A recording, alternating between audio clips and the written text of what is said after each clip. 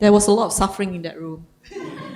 It's all your fault, Ajahn Brahmali, because you're telling us about suffering and then how it sees, but yeah, I told them to stop suffering and come back here. Blame the Buddha. It was quite funny because, was it at the end of the third workshop? And then we're having dinner or something. And we asked Mark, so how's today's session? He's like, empty. And then we're like, wow, so profound. You understand emptiness? He said, no, I'm so empty. I don't understand what's going on. So you can't like go either way, like you fully understand, or you're like totally empty. Do you have all the groups back except my group?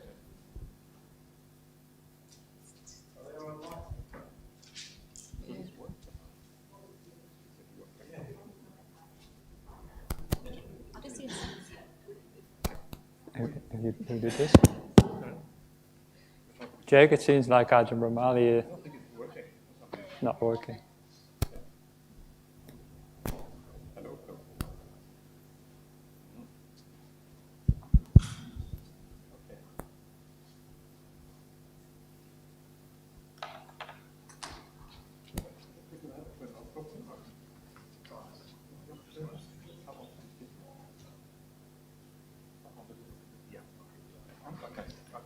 Okay, so we'll get ready for the debrief as the last group is coming in. Venerable Mataji's group, who is representing? Oh no, Sunyo. Is it your group over there? We were sitting here. Yeah, the same? Yep. So who is that? Is that Van? Mataji? Okay. Thank you, Molly. All right, so we have the first group. Shall I get started? Yes, please. Okay. We have 10 points. One is get unconditioned, motivation, learned beautiful teachings of Buddha, still processing, hope for good rebirth, find peace, more faith, inspiration from everybody's presence, clarification, and lastly, good drawing, especially the potato seed. Wow, the last one. That was my group. They sneaked in that last point without me knowing. My gosh, I think next course will be about just drawings. Yeah. Just comics after comics after comics. Okay, thank you, Molly. The next group, the group that is here, who was it? Oh, that's a group. So maybe the other group, the group in the room. Yeah, Van, go for it. So high. Oh, this is really high. She's got a vertical challenge. Oh, do I? Suffering, a vertical suffering. All right. Okay, so with my group, we realized that the danger of rebirth is a lot more real, so leads to a sense of urgency in our practice. Find the course through contemplation to unchain the process. Internal and external reflection that leads to the sensation, and also through the Jhana practice as well. One of our participants had some DO practice from Thailand, but she finds that the practice is quite easy to understand, and it leads to the basic understanding of the Buddha's teaching. 12 factors of the mindfulness practice. Venerable Karunika mentioned reigns on the mountain top, which is quite nice because the more she learns, the more she is inspired by the practice.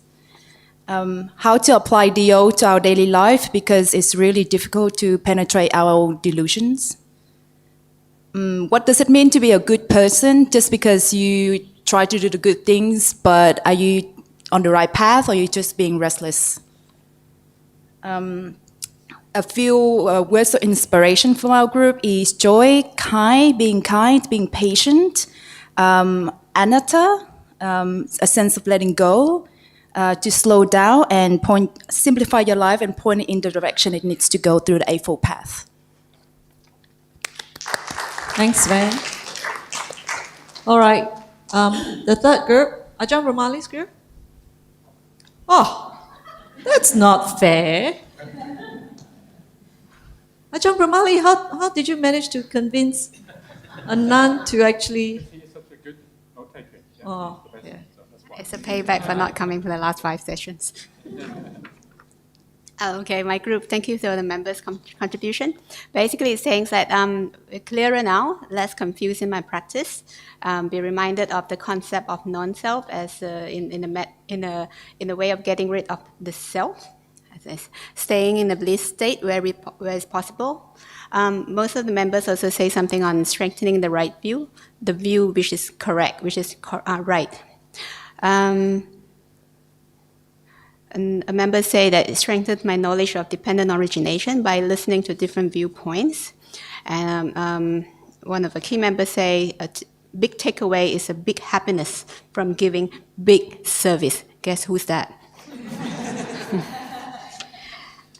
And another person said they like the idea of transforming suffering, which is a difficult and painful part, with right faith and right confidence, will be able to lead you all the way to the end of suffering. And that's really nice recipe that you just put up.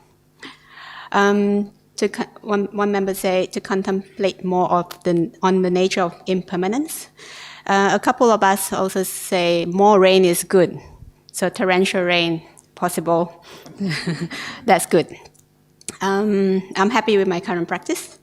And some members say they open their eyes to Sutta more, strengthening their faith. And maybe in the past has been different kind of practice that they have been doing, but now backed by the Sutta is basically guiding them back to the correct way of practicing what the Buddha has preached. Another member says, so happy to see the 4 assemblies, the bhikkhu, bhikkhuni, the monks, nuns, lay people, laymen, lay women. I think in summary, basically strengthening faith, looking at right view, and also suffering being a possibility to the end of suffering. Thank you. Thanks, Venerable Jyotika. Prem? Ooh, this group has a lot of suffering. Lots of suffering that they couldn't come back on time. Yeah, suffering can be reduced. We reduced it to 3 lines, actually. Summarized it all. Everybody generally agreed that it gave a lot of clarity through the Dhamma by seeing the big picture. So it's a big picture stuff now, and makes you understand and then see the little pictures more clearly. That was the basic general consensus, and the clarity of understanding of all the links, which helps. It will impact on your life, and then how to improve moving forward through Dhamma. Then it helps understanding the Dhamma by understanding the big picture, as I said. Then the logical approach increases. It's a scientific and logical approach of the Dhamma, the way Buddha actually taught. Increases the confidence and increase the faith. And I'm surprised anyone else thinks any other way.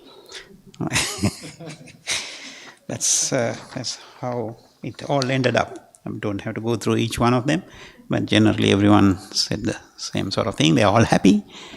Amazing happiness. No, I think everybody, Prem, and end of suffering.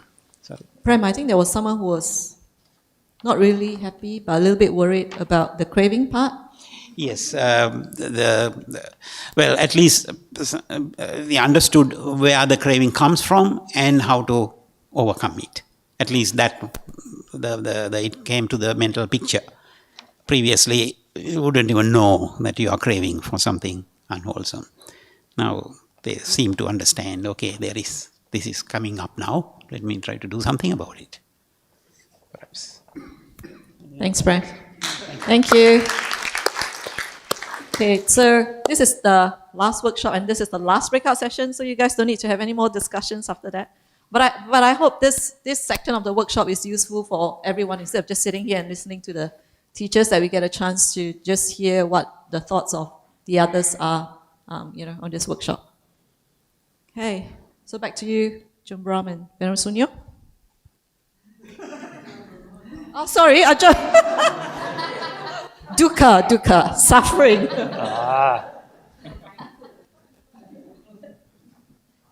So, what do you want to do? Shall we do some quick questions from online? Let's answer them briefly if we can. Regarding suffering, some people say life is not suffering. All difficulty we have to face. If we accept that, the suffering is gone. How to fix this wrong view? How to prove that wrong view using dependent origination? Well, how to really fix it is you have to have more understanding of suffering, as Ajahn Brahmali said before. Some people, they think, oh, I already know what suffering is, and my life is not so much suffering, as you say. But then you don't have a complete picture of suffering yet. And I will talk a bit about that in the following hour or so. Namaste. Namaste. Medical students, doctors, workers in funerals, places, etc., they see death every day.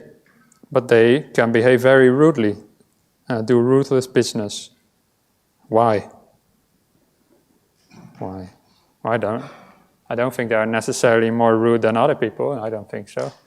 But I once met this, what do you call those kind of doctors who cut open bodies and stuff? Autopsy. Yeah, there's another name for it, but and he Coroners? No, that's different. Pathologist? Okay, pathologist could be, yeah. And he was staying in a monastery with me. I was a lay person then, and so was he. And one of the monks, he taught on death contemplation as well. And then that pathologist said to me afterwards, I don't need to do death contemplation. I have seen so many dead bodies already. I don't need to do that. But of course, that is not really true, because if you just see dead bodies, okay, it can have some impact on you, but do you really contemplate your own death? And do you really make it true yourself that this is going to happen? And also, do you contemplate that maybe you don't have one death, but you may have many lifetimes of death? So all these doctors, etc., they may see death every day, but they don't really contemplate it very deeply, I would say. So that's why they may not change. Yeah. If you have anything to add, just interrupt me, Ajahn. Last Saturday, it was mentioned that we reduce craving gradually and then during our meditation. Can you kindly explain a bit more? Thank you. Can't remember the context that was said was said in, but craving reduces gradually. It doesn't just disappear from full craving into no craving. It is not like that, because it's also that wisdom. It's not that you go from no wisdom to full wisdom. You gradually build up your wisdom. We've seen this simile of the water drops filling up the oceans. The ocean doesn't fill up instantly when it rains. It takes a while. And so as our wisdom grows, our craving gradually reduces. So that's why it takes a while. It's a gradual process. Yeah. I think one of the points is that you start reducing craving already when you start keeping your precepts. Yeah, because when you keep your precepts, you have to restrain yourself in a certain way, and this is like the beginning of the reduction of suffering. Yeah. Can you all hear me? Okay, I got it. Can't hear me? I'll shout. Can you hear me now, Mark? You said no. You must be able to hear me. Okay. So now you can hear me, right? Yeah. So you start reducing your cravings already by keeping your precepts. Yeah, this is the first thing. And then as you start restraining yourself, holding back, you know that you're not supposed to get angry, and so you use the wisdom to not get so angry, for example, or you may have more contentment in your life. In other words, less desires. Contentment and desires are the opposites of each other. So if you're more content, you also have less desires. You start to think in a new way, and that is how you then reduce desires more. Yeah. And then eventually when desires reach a certain point, a certain kind of low point, then you are able to meditate properly because your mind stays with the meditation object. And then through staying with the meditation object, the desire automatically goes down even further through that process of staying with the meditation, because you are staying with one thing, you're getting your inspiration from spiritual things, and then the worldly things gradually drop away. So this is the gradual path of getting rid of craving, and then ultimately, when you enter a state of samadhi, then the craving is completely gone for a short period of time. And then beyond that, you have the insight which eliminates it completely.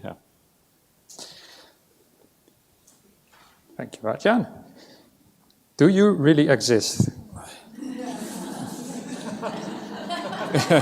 Is it specifically I about don't know you? who is being addressed here. Maybe it's about you, is it? And if you don't exist, can you die?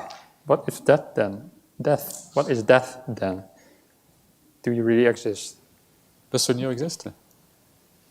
Does a rainbow exist? Does the rainbow exist? Yeah. A rainbow, we think it's something that we can see. Yeah. It seems to be there, and we believe it's there, but it's just an illusion. That the rainbow is sort of inside you. It doesn't really exist in the outside world.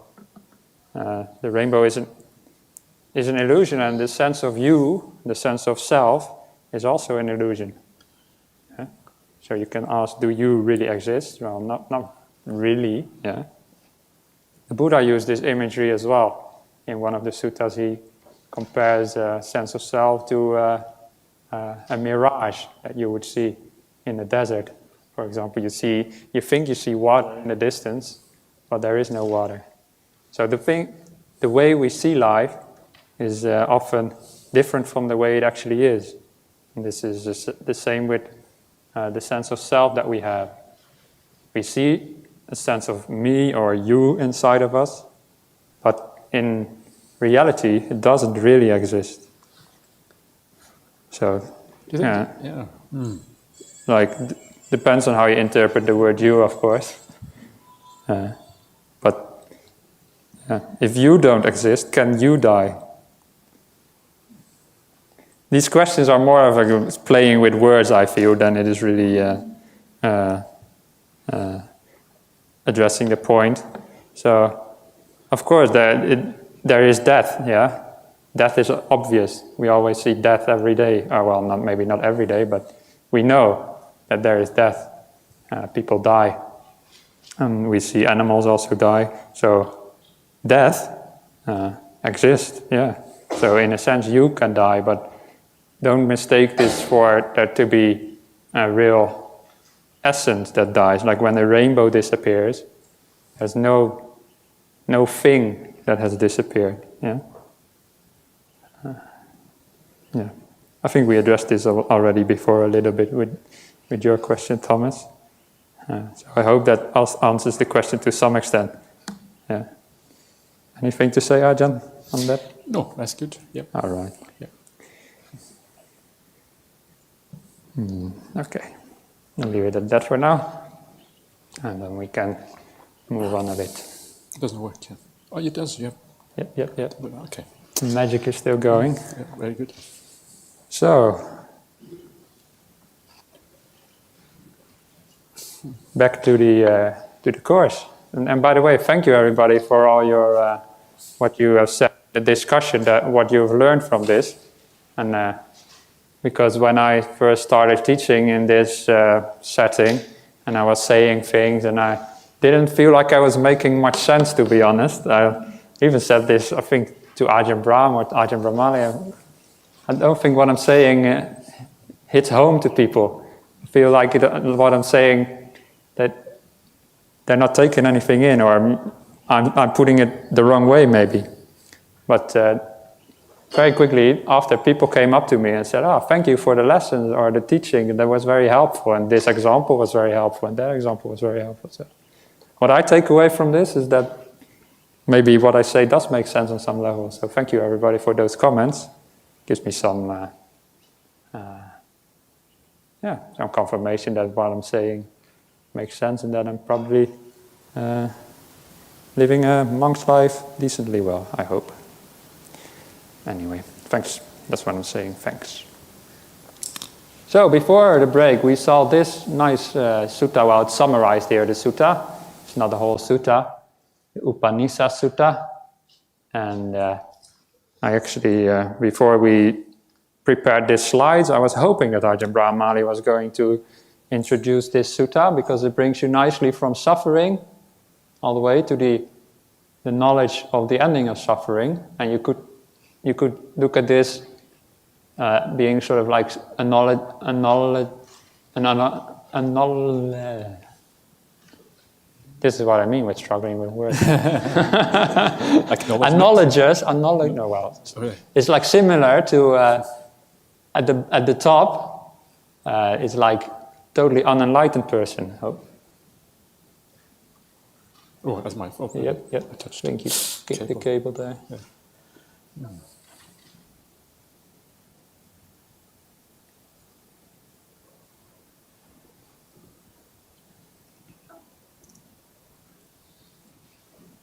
Hey, back again.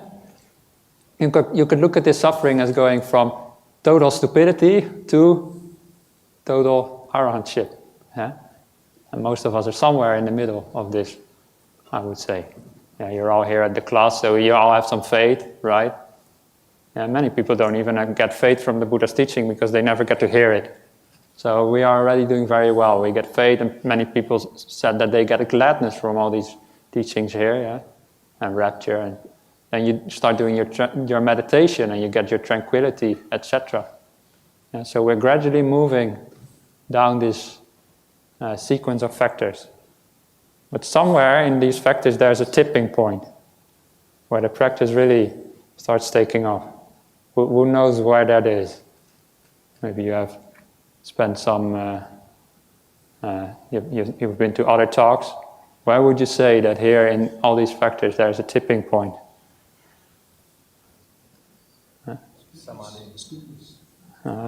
I would say knowledge and vision, according to reality. This stands for what you might know as stream entry. This is when you really understand, to some extent at least, the Buddha's teachings. You really understand the Four Noble Truths. You've seen dependent origination. And this is when there's no more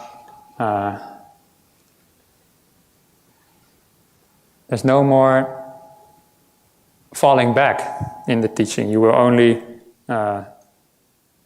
increase in wisdom, and you will eventually get enlightened. So I wanted to talk a bit about this today, about this knowledge and vision according to reality, because this knowledge and vision is the knowledge and vision of dependent origination.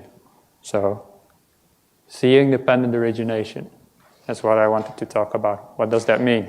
And I'll bring up some nice suttas on this. So, 4 topics I want to address. First of all, why should we care about this, seeing dependent origination? Yeah? Well, you are all here, so I think you already have some urgency and you have some reason to care, right? But the Buddha actually addressed this in quite strong words, why we should care about this. So I will show some of the suttas on that. And then the Buddha also explained, what do you see when you see dependent origination? Yeah, in a little bit more detail, we'll look at that. Then a question we get as monks very often, do you need jhana? This is basically synonymous to samadhi. Do you need the jhanas to be able to see dependent origination? Yeah? For some reason, people are very interested in this question, it seems, because we get it a lot. So I thought I would address that a bit. And then, 4th point, how would you use jhanas when you have them, experience them? How would you use the jhanas to be able to see dependent origination? So, first point.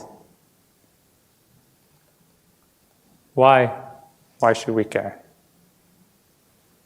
And preparing for these classes, although they're called early Buddhism classes, so they should all be about the suttas, you've already noticed that sometimes I get my inspiration from other places. like Calvin and Hobbes, for example. Yeah, because sometimes it's nice to pick some inspiration from other places.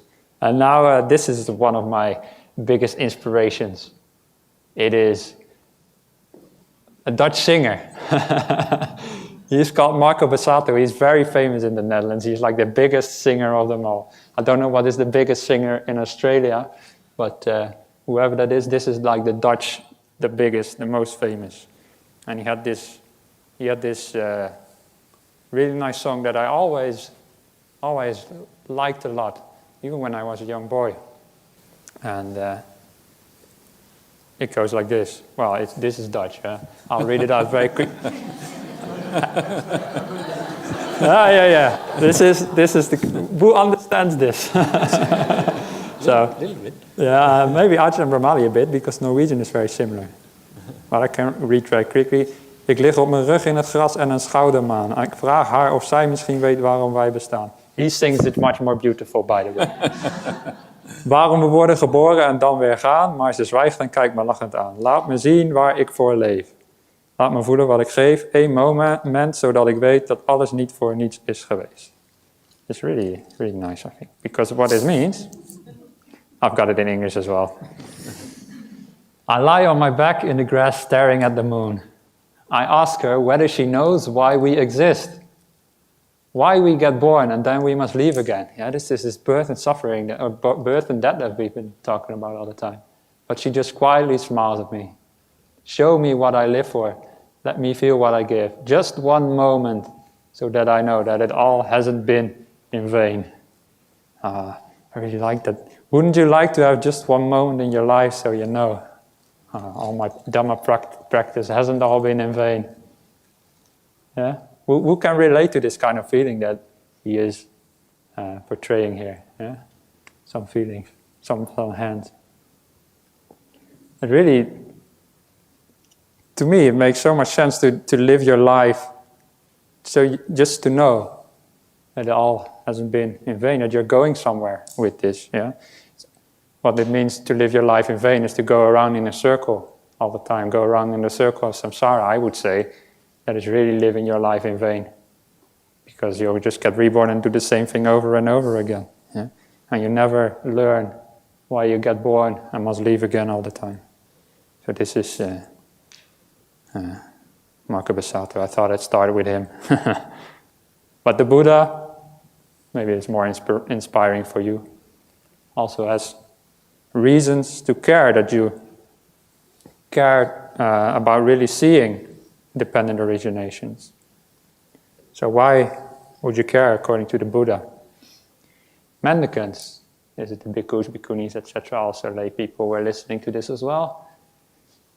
Imagine all the water of the oceans would evaporate except for a few drops. What would be more? The water that evaporated or the remaining drops? What do you think? Yes, the water that's evaporated. Don't be shy. Venerable Sir, the water that would evaporate is more than the remaining drops. Well, this is obvious, of course. What remains is a trifle. It isn't even 100,000 of the water that evaporated. Yeah. The sutta goes in a bit more length. It says like not 100, not 1,000, not 10,000, etc. Of course, this answer is obvious, right? The water that has evaporated, if there would only be a few drops left of the ocean, yeah? Just a few drops in my cup is a few drops left. It's just a trifle compared. I think my microphone died. Yeah. Oh, it's back again. Oh, it's back again. Yeah. So just a few drops is just a tiny trifle. It doesn't even compare, right? And, well, what does the Buddha? Why does he make this simile? Because he says, likewise, once you penetrate the truth, this is when you see dependent origination, the suffering that has ended is more than what remains. What remains is a trifle. It isn't even 100,000 of the heap of suffering that ended. For you will have at most 7 more rebirths. So beneficial it is to penetrate the truth, the Dhamma, to get insight into the truth, that is Dhamma Chakku. Wow, this is the Buddha saying, once you see this truth, you have only a few more rebirths left compared to the whole big samsara that went before. Yeah? Wow, that makes it really worthwhile. Yeah? And it shows you how major this insight is, because it can end, but it doesn't really end the suffering, but it doesn't create more suffering that would go on forever and ever. It's only a little tiny bit of suffering that is still remaining compared to all the suffering that you've experienced before. 7 more rebirths at most is what you will have if you understand dependent origination really, when you see it really. And imagine that you would know this, yeah? You would have this insight, and you would know that your suffering is almost done. You're almost finished. Just a little bit more. Doesn't really matter so much, 7 lives, whatever, 6 lives, compared to what you have been through before. It's just a trifle, as it says. So imagine how you would feel if you would experience that, right? We talk a lot about suffering here, yeah? But if you see it, it's not suffering, it's happiness. Penetrating the 4 truths, seen by the Noble One, yeah, often translated Noble Truth, is not accompanied by suffering or unhappiness. Instead, it is accompanied by only pleasure and happiness. You know, it's almost done. Your suffering is almost gone. Yeah. Wow. Only happiness you get. How is that possible? I mean, you see, non-self, it sounds scary, doesn't it? So how can you be happy? Well, what do you mean? Should we just have faith that the Buddha is right? Or, I mean, it kind of doesn't sound scary to some people. Yeah, well, we've seen before that some people find it scary, the non-self. Yeah. So why does it sound scary, but it actually is happy? Because when you see non-self, and you realize that what is going to end, when the suffering ends, is only suffering that ends. It's not anything that is personal. It's very impersonal, samsara, in a sense. Yeah? Just perpetuates without a self. It's just suffering perpetuating. So when you see that that suffering is going to end, then it is only happiness. Especially when you realize how long samsara is. And then you realize, don't want to have anything more of that, eternally going through samsara. So the Buddha also compares it to this. Sovereignty over this whole world, traveling to the heaven realm, rulership of the universe. Sweeter still is stream entry's fruit. So stream entry is this realization of the Dhamma, of dependent origination. Really seeing it for the first time. Seeing the Four Noble Truths. That's what's called stream entry's fruit. Yeah? And you finally realize that the suffering is going to end. Of course that's sweeter than rulership of the universe. You're traveling to the heaven realm. Sovereignty over the whole world. What many people look for is exactly these 3 first things. They're looking for rulership over the world or over part of the world. They're wanting to go to heavens. Yeah, they want to be happy forever after. That's what they think they will get. Yeah, these kind of things. But the Buddha says, don't strive for those kind of things. Instead, strive to understand the Dhamma. So that's why, this is just some of the suttas, why the Buddha says, why care about this, about this insight? Why should you really contemplate these teachings that we've been giving here and not just neglect them because of these kind of things? And there's also a sutta where the Buddha says, if you would be struck by a spear 300 times every day. Somebody would stab you with a spear. 300 times every day. For 100 years. Yeah? So wow, that would be many, many stabs with a spear. But if you do that, if you accept that, then at the end of those 100 years, you will have this insight. Yeah? Then the Buddha says, well, if that would be possible, if you could take such a deal, then you should take it. Because the suffering of being stabbed by those spears is just very small compared to all the suffering of samsara that has gone before. Yeah. It's hard to imagine this, how long samsara is, but the Buddha, he compared it to an ocean of suffering compared to just a few drops, and many other similes like that. Like a whole earth compared to just a few grains of sand. Yeah, I think you all already cared about getting insights into this. Otherwise you wouldn't be here. But to make sure you get the point, I thought I'd include these suttas here. Yeah.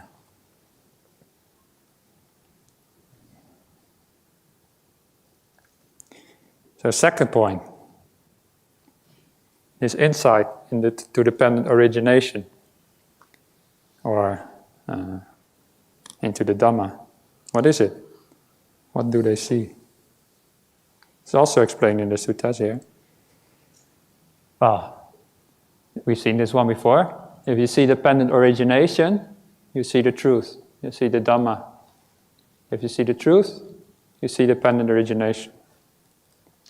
Sounds kind of double. Yeah. This is like... reminds me a bit of Hippocrates when he said medicine is food and food is medicine. You're like, why are you saying the same thing twice? It's almost like that. Yeah? But maybe there's something to it why they say these kind of things twice. And I think it has these statements in reverse here. The first one is, I think this first sentence, if you see dependent origination, you see the truth. I think it should be interpreted as if you're taught dependent origination, and through those teachings, you get to see the Dhamma. Yeah? So if you understand those teachings of dependent origination, then you understand the whole Dhamma. And the second sentence, if you see the truth, you see dependent origination. I think it means that you can also access these teachings through slightly other routes, different routes. We've seen before Anya Kondanya in the Buddha's first discourse, and he understood the Dhamma. He saw the truth, but he wasn't taught dependent origination yet. Yeah? But he saw it. So if he sees the truth, he sees dependent origination. Of course, he doesn't see the 12 factors suddenly appear in front of him. He sees the general principle behind dependent origination.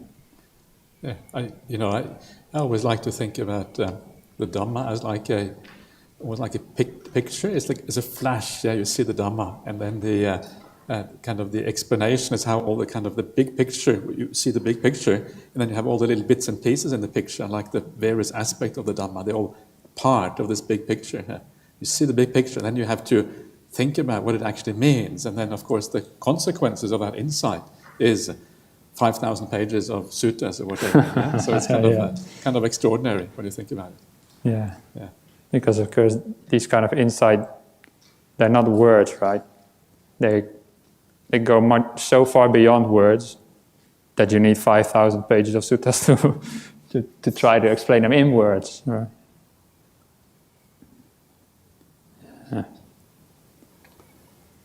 So, right view, that's also called right view. So for this insight into the Dhamma, there's many names. There's the stream entry is a name, right view is one name, and seeing dependent origination is another description. They all come down to the same thing. So what is right view? What do you understand? You really understand suffering, its origin, its cessation, and the practice that makes it cease. That's the last one is the Noble Eightfold Path. These are the Four Noble Truths. That is what right view is about. And the two we've pointed out before, that dependent origination really describes mainly the second and third Noble Truth. So dependent origination is more about the origin of suffering, and then dependent origination, when it talks about the cessation of things, that is the cessation of suffering. But these two truths also imply the first and the fourth truths as well, because when you understand the origin of suffering, of course, you understand suffering as well, right? And suffering is also, in a sense, is part of the teaching of dependent origination, because we've seen this morning the factor of old age and death includes all suffering, basically, under its header. So when you see dependent origination, it doesn't mean you just understand two of the Noble Truths. You sort of understand the whole big picture of all the Four Noble Truths. Yeah.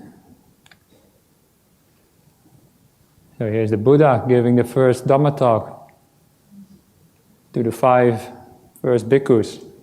And I always like to get back to that specific talk, because that is where the Buddha started his teaching.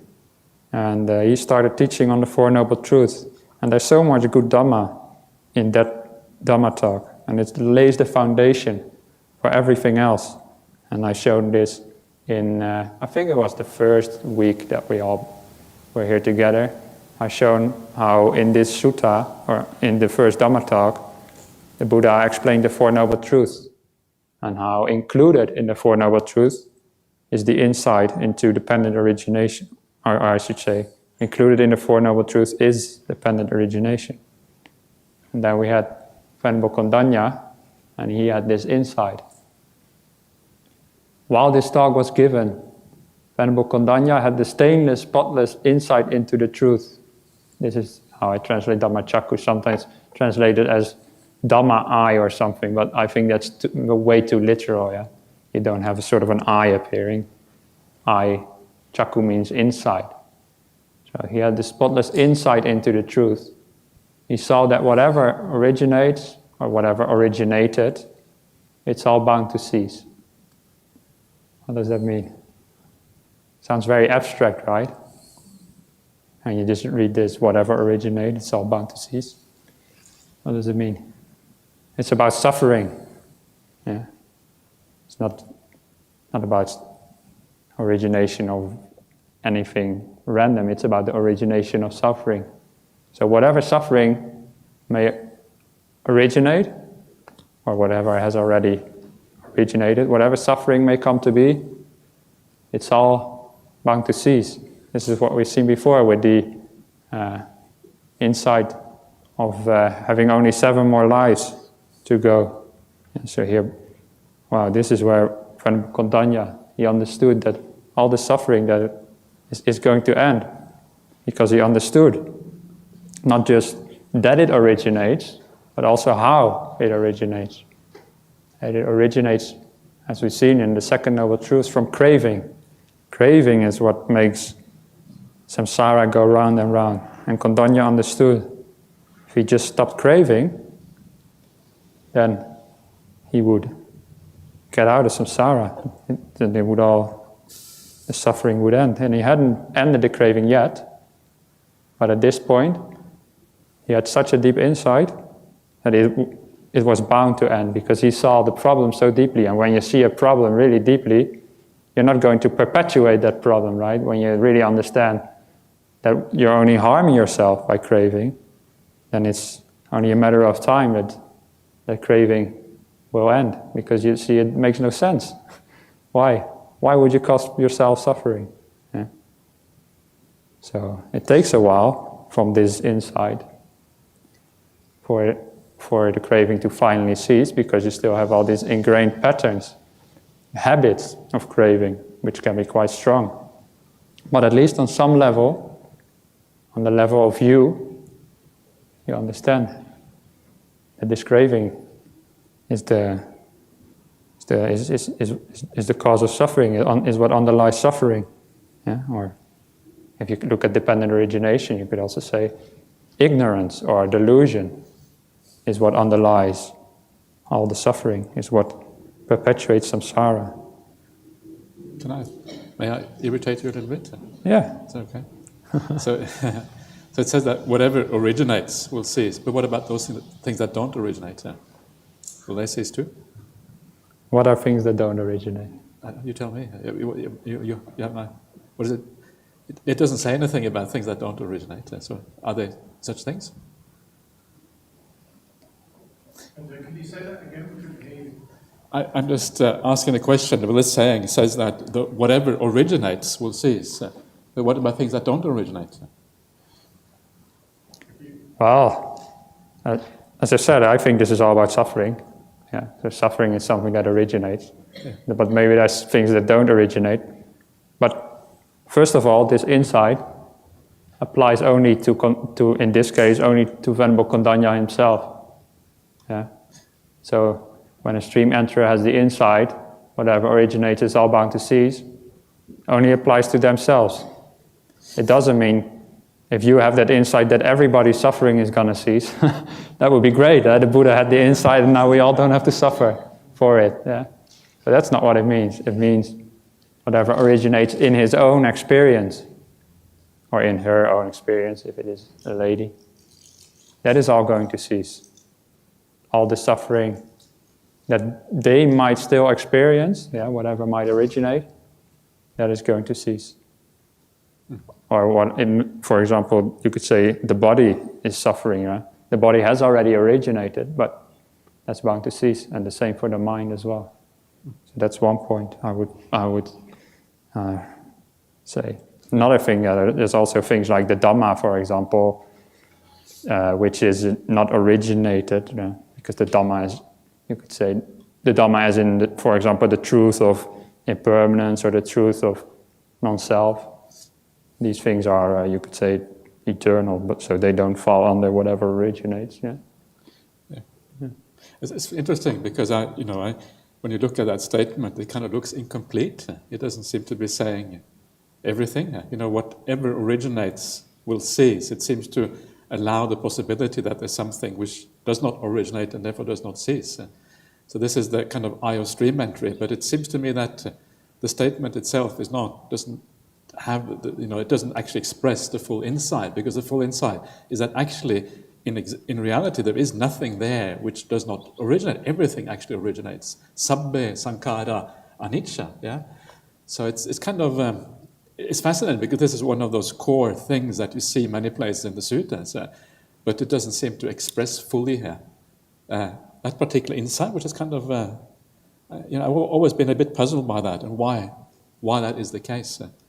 Yeah, well, I think no statement can fully capture the insight. Yeah. As you said before, that there's 5,000 or whatever pages of suttas, and they still don't really capture the insight. So this is probably one of the most succinct ways that the suttas explain the insight. But it may be that it says whatever originates to exclude peace and nibbana itself, because nibbana is not bound to cease. Yeah. Or that's right. Or it could be like you said that the laws of the Dhamma, they are always present. Yeah, I mean, dependent origination is always true, and impermanence is always true, non-self. So it is only the things that are directly experienced that are subject to this origination and cessation, not the laws and that sort of thing, the Dhammas in a wider sense. Maybe. I'm making it very complicated now, probably, but I apologize. Yeah, but I think, but to me, one of the main points to get out of this, and I think it's a very important point, is that when we read the suttas, we have to be careful with looking at statements in isolation. If you look at individual statements, then you might, if you're not careful, get a skewed understanding of what's there. So you have to kind of bring in the suttas kind of overall to ensure that you have clarity about what is being presented here. Yeah, I think that's a good point, because we actually, during the break, we talked a bit about how we like Ajahn Brahm as a teacher, and then Ajahn Brahmali asked me, do you have much experience of other teachers? And I said, no, actually no, I just went for Ajahn Brahm, that's sort of it. I know a little bit what some other monks teach, but very little actually, and you're probably right that this statement could be, if you just take it in isolation, could be interpreted in many ways, and there may be people who interpret it very differently from what I have been explaining, and that may look very correct if you just take only the statement by itself, but if you take it out of context of dependent origination and mainly the context of rebirth, if you take it out of that context, then you might totally misinterpret what this means. I could imagine that there would be people who see in this some sort of momentary arising and ceasing, which you've addressed before. But I don't think that's what it's about. I think this is really about the final cessation of suffering and not just a momentary arising of whatever mind states or whatever that could be.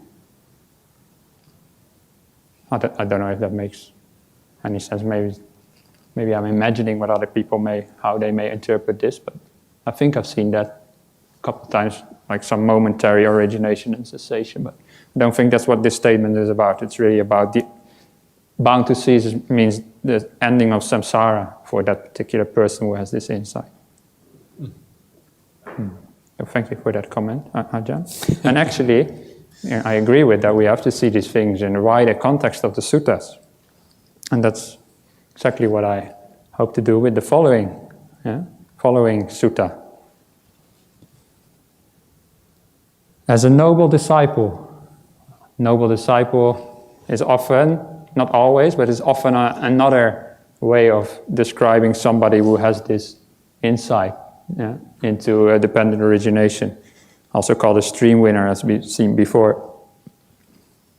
And in this particular sutta, noble disciple means a stream winner. So, as a noble disciple whose mind has attained samadhi, who has, I'll talk about that later, you understand this.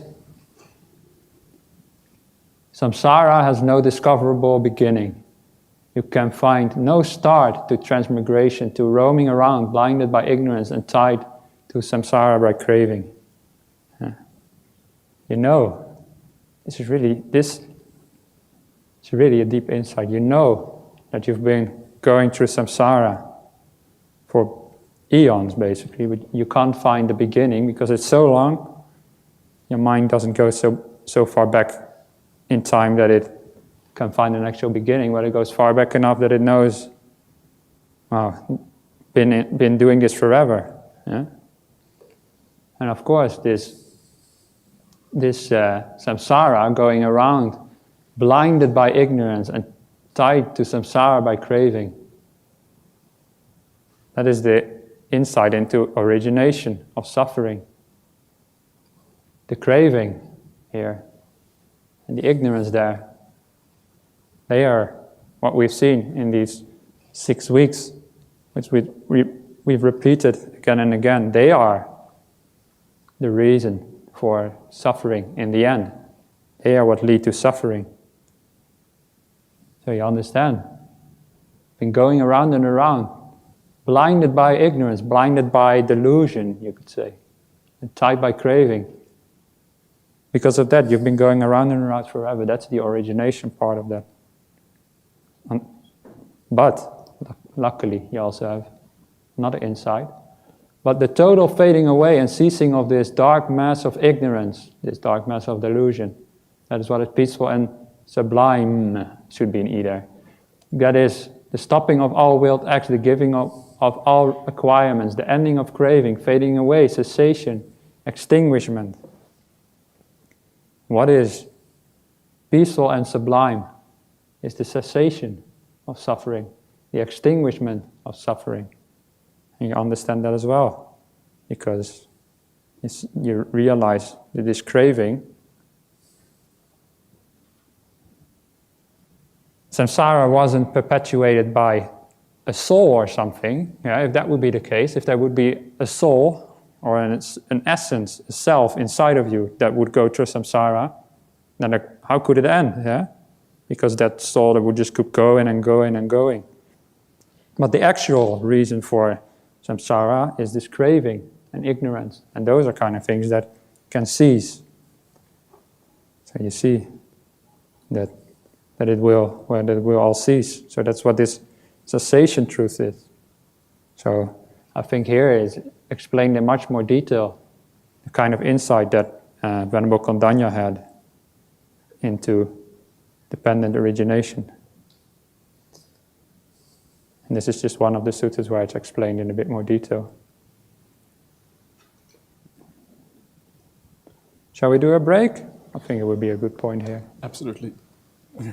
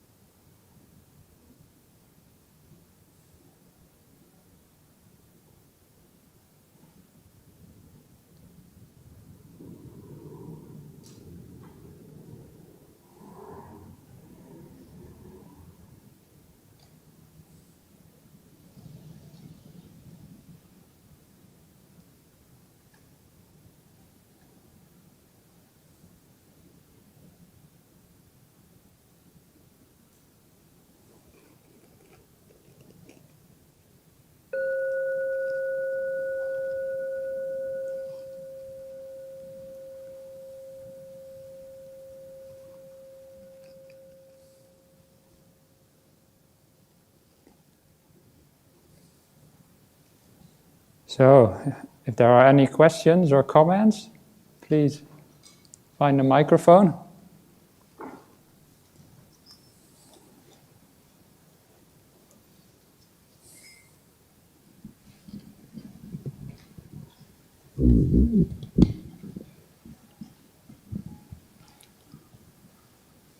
Yeah, Thomas.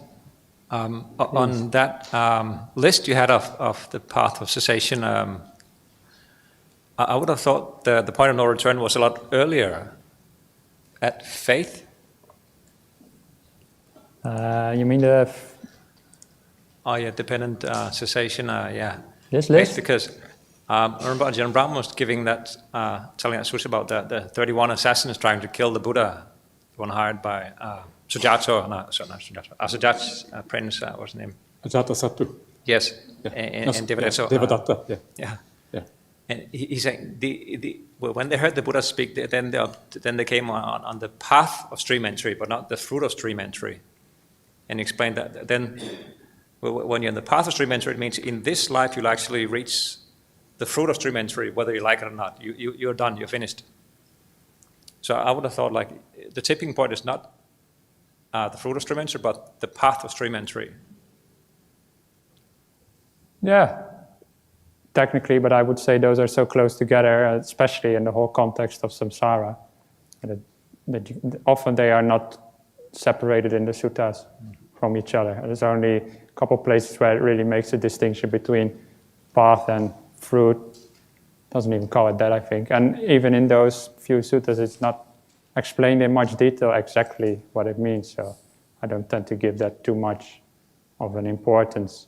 But there's also the thing that only when you really have the final insight of the stream entry, then you really know that you know. And then you only really know that you're on the path, on the path of towards enlightenment. Yeah. If you just the path of stream entry, as I said before, is not very well explained in the suttas. But if you have that, you might not yet know this insight that I've talked about, that it's all going to cease, that all suffering is going to cease. That is the final real insight of a stream enter. That is like the fruit, they call it. Yeah, because of course, that's when you realize, it's all going to cease. Yay! That's good. Because Ajahn Brahmali also said, like, in that sutra, most of you sitting here listening to that are already on the path of stream entry. Like, you have faith and you follow the precepts, you're actually on the path of stream entry. And it may be, as Ajahn Brahmali was saying, okay, you may only reap the fruit of that once you die in that between state. Is that possible? I don't interpret the path of stream entry in that way. I don't know how Ajahn Brahmali or Ajahn Brahm has used it in his talks. He doesn't talk about it very often. So I don't know in what context he used that when he was giving that teaching, and whether you understood exactly the way he was intending it. It was in the context of these 31 assassins who said were bad people and not practicing Buddhist or anything. Just heard the teachings and they got faith, and then they were on the path of stream entry. Yeah, this is even Ajahn Brahm calls that a very how do you call it in English? It's a sutta that really sort of stands apart from rest. It's really a bit special. It's a bit awkward compared to how most of the suttas work, and that's why he uses that as an example. He says in the Mindfulness, Bliss and Beyond, he writes, well, this may be some evidence for having to just need faith to arrive at stream entry. And that is what he gives as his evidence for that. But it's actually very doubtful, I would say, whether such passages actually describe historical truth or not. Because often when the suttas describe this monk or this nun had an insight, it's usually not the Buddha saying that. And I don't know what it is in this passage about the murderers, but I don't think it would be the Buddha saying that they all attained stream entry. It's usually whoever wrote the sutta who writes that. Oh, and they all attain stream entry after that. And it's sort of a nice ending to the sutta in a sense. Yeah. Well, why should we trust that? Why should we trust those people who wrote the sutta? I don't think if you have that kind of state of a mind that you want to kill a Buddha, that you just listen to a little bit of teaching and then you become a stream winner. To me, that sounds way too far-fetched. It sounds like a fantasy, like wishing it to be true, yeah? Because you have to remember, many of these suttas were written after the Buddha already passed away. And so these people who wrote these suttas, they may have been thinking, if I just had the Buddha's teaching, then I would have understood, yeah? So they may have thought, okay, well, these people who were with the Buddha, yeah, they understood, but now it's impossible to understand.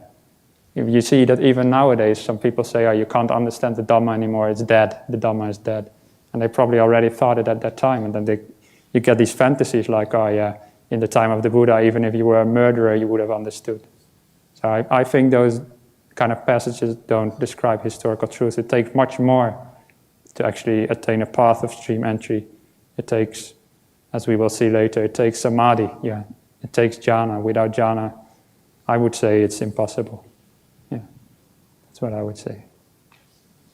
So that's why you have to get down to here, and that would be in line with all the suttas. You have to get these stillness and samadhi before you can get to the knowledge and vision according to reality. You can't just jump from faith and skip all the meditation and immediately be a stream winner. I don't see personally how that would be possible anyway. That will come later, but just on the path.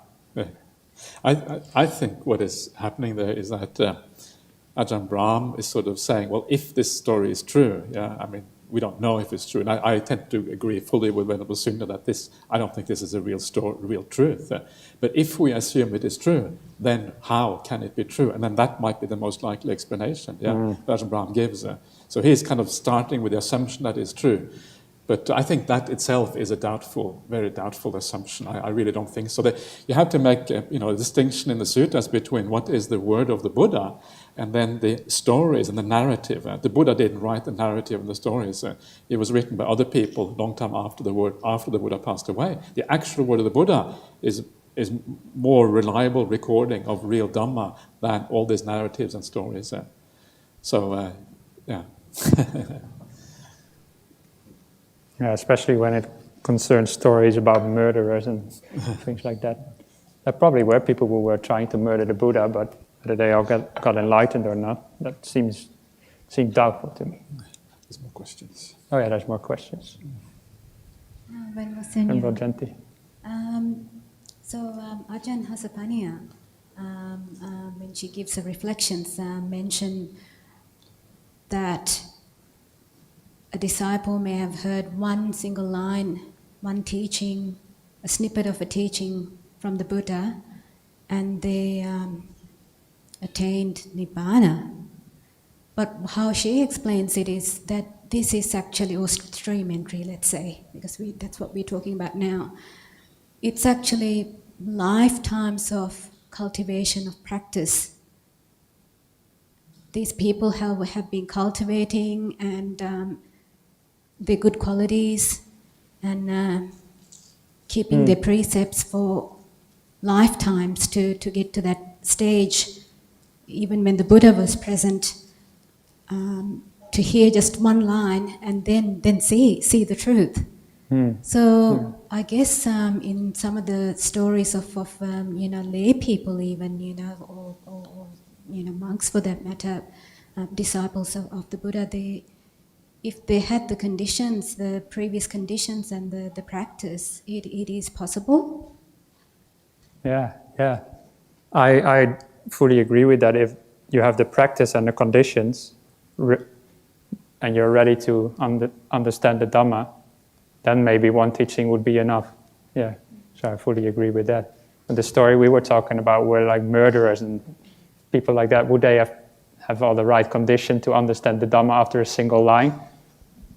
I highly doubt that. So, yeah. But whether you would need multiple lifetimes or not, that I would say you probably don't. You can. If you're born as a human being, and you have the ability to hear the Dhamma, then I think that you have a very good chance to make it out of samsara. You don't need to say, oh, I don't have the right karma to practice the Dhamma. Many people say that, but I think that is already throwing in the towel before you even tried. Yeah?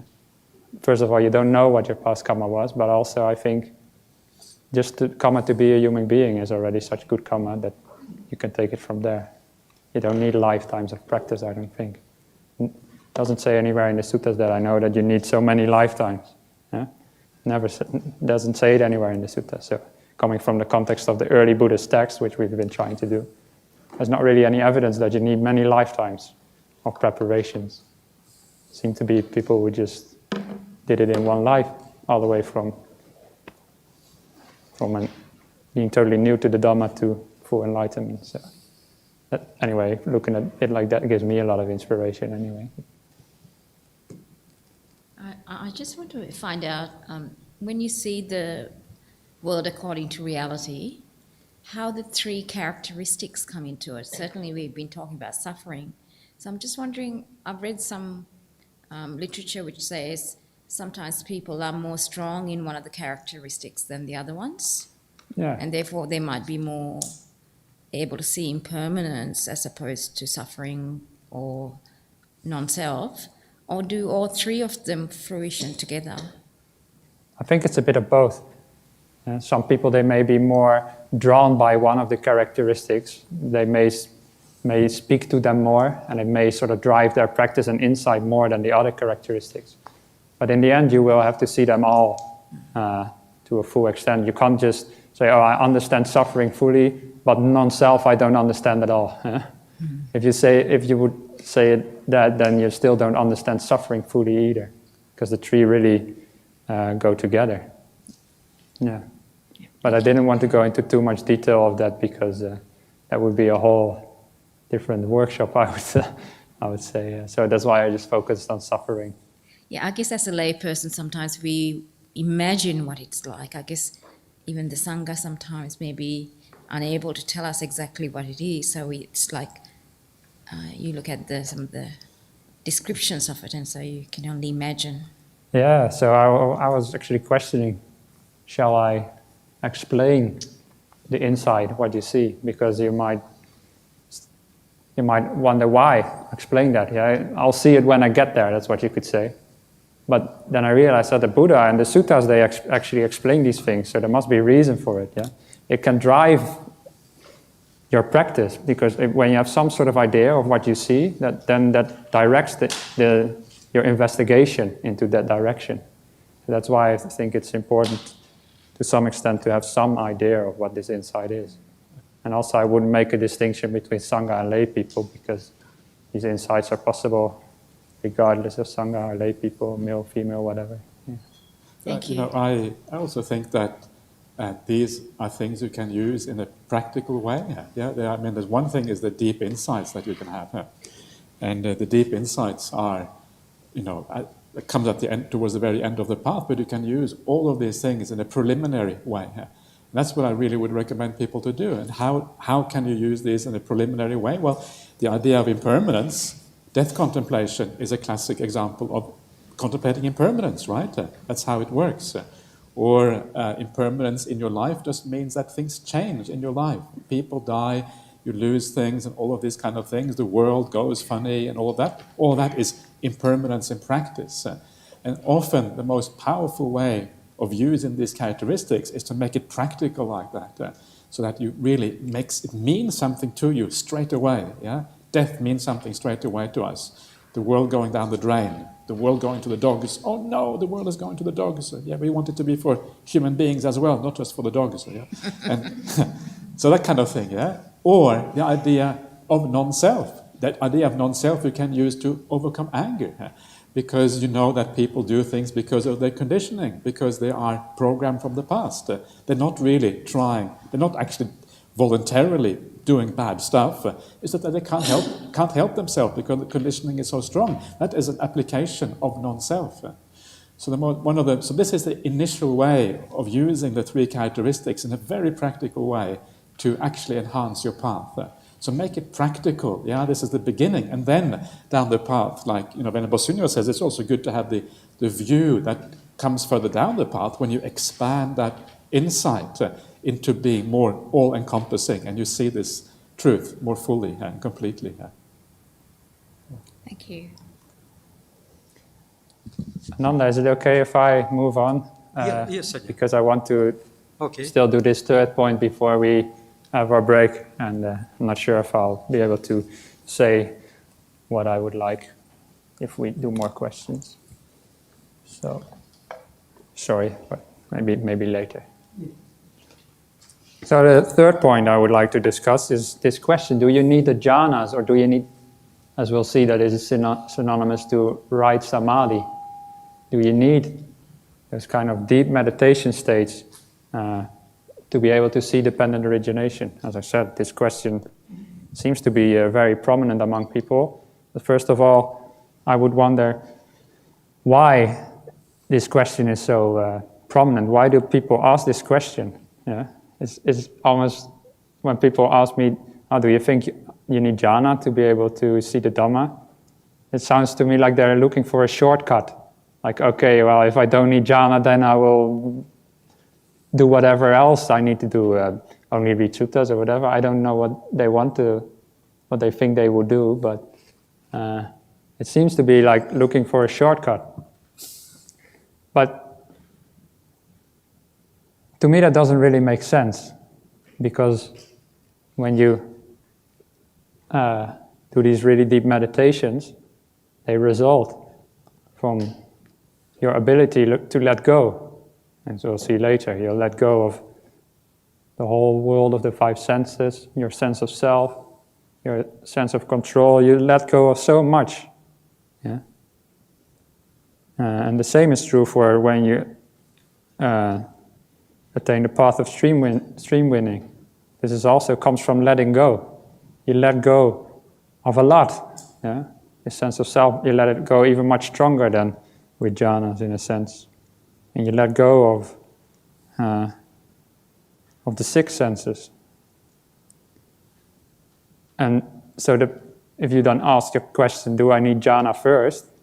It's like asking, if both come from letting go. So it doesn't really make sense to me to disregard one for the other, because they're both so similar in how they are attained. Yeah? And also, if you say, I'll skip jhanas for now and I'll attain stream entry first, it's like you're trying to dictate how your path is going to be, which doesn't make sense in the context of non-self at all. The path, as it says in the Visuddhimagga, the path is, but no traveler on it. Yeah? Ananda, you once translated that into Sinhalese for me, remember? I can't remember what it was, Magga Tianwa or something. Mangam.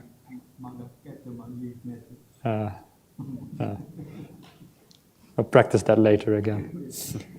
And you can't dictate the path, that's what it's saying. The path has no traveler on it, the path just travels itself. So you can't say, I'm just going to skip jhana and I'll do the insight first. Even if that would be possible, which I don't think, then who says that would apply to you? Yeah? You might be one of those people who actually do need the jhanas first, which we'll see from the Sutas, appears to be many people, if not all of them. So this question, do you need jhana? I think it shouldn't really be asked, but because it is asked quite a bit, I thought I'd address it anyway from the standpoint of the Sutas. This is Buddha speaking. If you lack right samadhi, you lack the vital condition for knowing and seeing things as they really are. If you don't have right samadhi, you then have the vital condition. This is, I think, is Ajahn Sujata's translation, vital condition for knowing, seeing things as they really are. Samadhi I just left untranslated, that's my choice. Samadhi means these deep meditations. And what is right samadhi?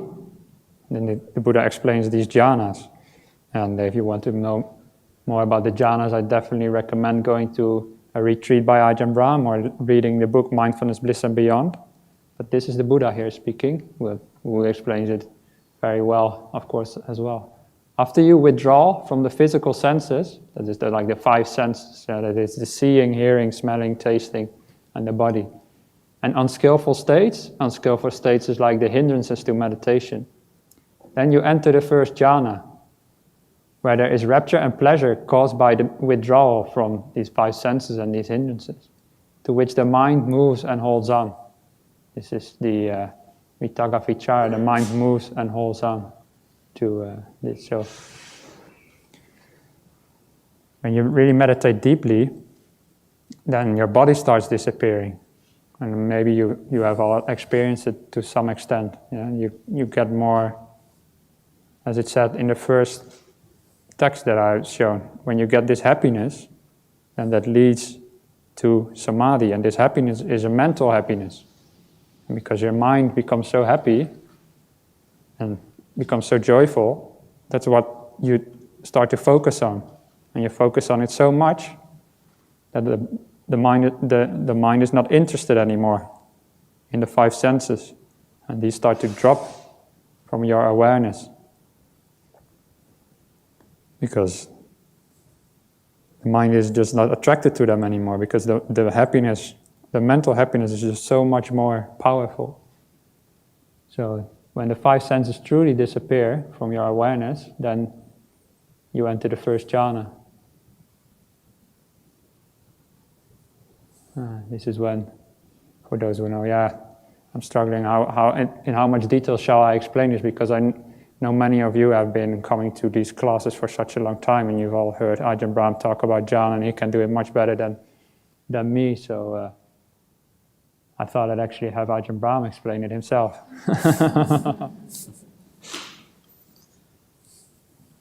Explaining why. Why do you need jhana to be able to see dependent origination?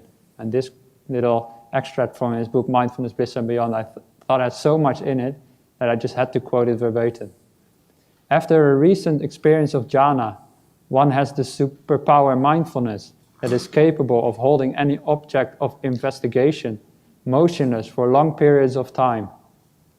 This is superpower mindfulness.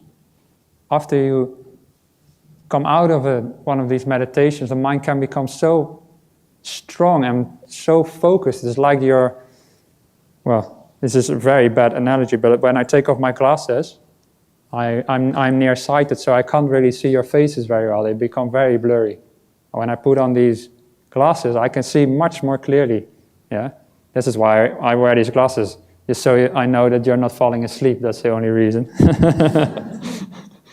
Yeah, just to see if you're smiling and whether you're sort of, whether you're relating to what I'm saying. But these glasses make things much more clear for me. Yeah? It's the same when you have an experience of jhana, then you come out and all your everything you experience just becomes so much more clear. You can see like a universe in just a single flame, for example, or a whole ocean in a single drop of water. Those are very a bit lost for words again. Those similes are a bit maybe standard, but these are the kind of things that will happen to you if you have this, and you just look at maybe a raindrop of water that has landed on the path where you're walking meditation or whatever, and you can just look at it and focus, and you can see so much in that. Yeah, this is what the superpower of mindfulness. And when you experience that, you will never really ask yourself again, can I understand these deep dhammas without superpower mindfulness? It just doesn't make sense. Yeah? It's like somebody wants to investigate bacteria without a microscope. You need this powerful microscope really to see what the bacteria is like. Yeah? It's the same with the Dhamma. You really need a super strong mind to be able to see these things that you haven't seen before. So this is one reason why the jhanas are so important. Second reason, it makes the mind courageous, heroic, and unstoppable in its quest for truth. At other times, one came close to the elusive way things truly are, but fear, desire, and aversion turned the mind away. But now, after dwelling in jhana, there is no desire, no aversion, and no self-vested interest, no vested self-interest to protect. When you come out of the jhanas, your sense of self in the jhanas has gone, but when you come out, it comes back, but only slightly. Yeah? And this is why the mind becomes so courageous, because these hindrances of delusion and of fear, the fear of which we've talked about before, fear of enlightenment or fear of cessation people have. This has been addressed in some of the questions. Yeah? Why do you have that fear? Because you haven't experienced these jhanas yet. Or at least not at that moment that you ask those questions. Because after you come out of this really deep meditation, the fear is just gone. It's just whatever happens to you is fine. Yeah? If nibbana would mean cessation, it's fine. Because you're so courageous, the mind is courageous, better to say. And then the third point, using the recollection of the jhana for one's data, one bores relentlessly into the center of things. Using jhana for one's data. There's many nice suttas on this that I'll talk about after we break up. But jhanas, they are such a different experience from the ordinary experiences that people are used to. They're so really literally otherworldly that they give you so much information, so much data, so much experience that you can go by.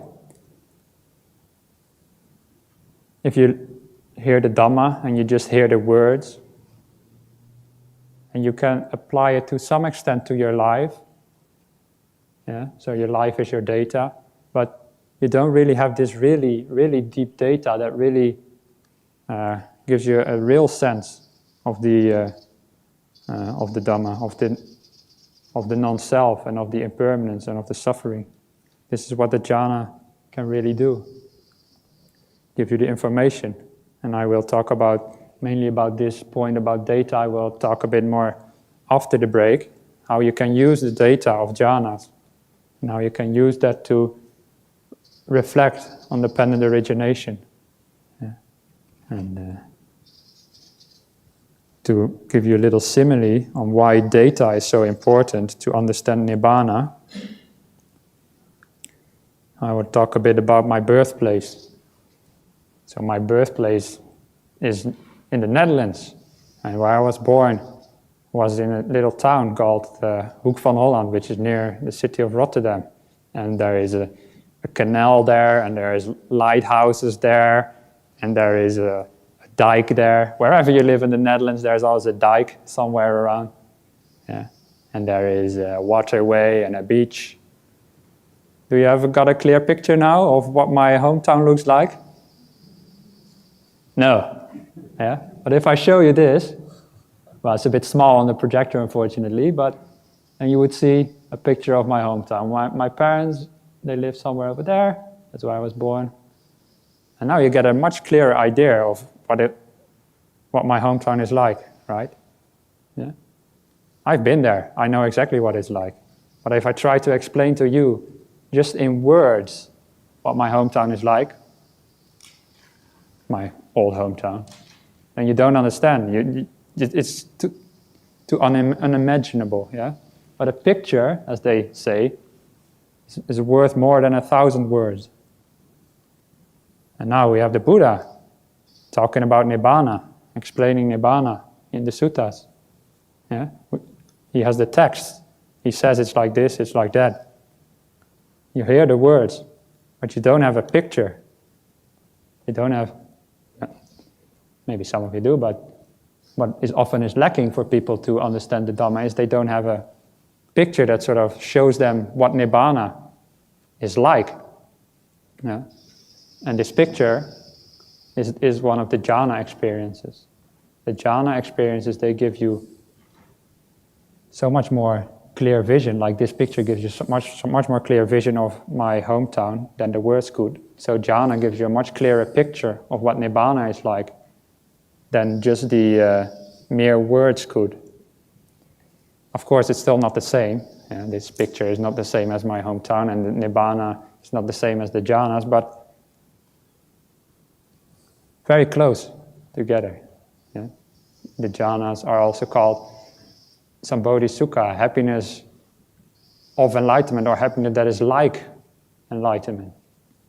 And after the break, I'll show you some suttas where the Buddha or Sariputta explains how you can extrapolate from an experience of jhana to nibbana. Yeah? If you know how peaceful jhana is, and you can extrapolate, then nibbana must be so much more peaceful.